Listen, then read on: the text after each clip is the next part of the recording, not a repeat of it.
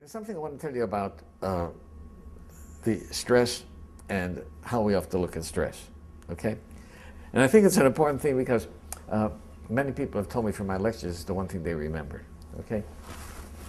I was sitting in a dentist's office and looked at an article that said, how do lobsters grow? Well, I don't care how lobsters grow, but I was interested in it.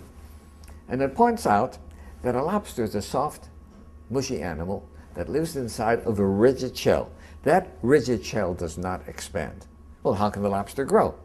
Well, as the lobster grows, that shell becomes very confining, right? And the lobster feels itself under pressure and uncomfortable. It goes under a rock formation to protect itself from predatory fish, casts off the shell, and produces a new one. Well, eventually, that shell becomes very uncomfortable as it grows, right? Back under the rocks. Good. And the lobster repeats this numerous times. The stimulus for the lobster to be able to grow is that it feels uncomfortable. Right?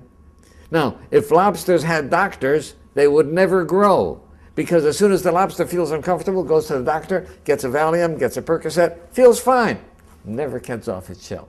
So I think that we have to realize that times of stress are also times that are signals for growth. And if we use adversity properly, we can grow through adversity.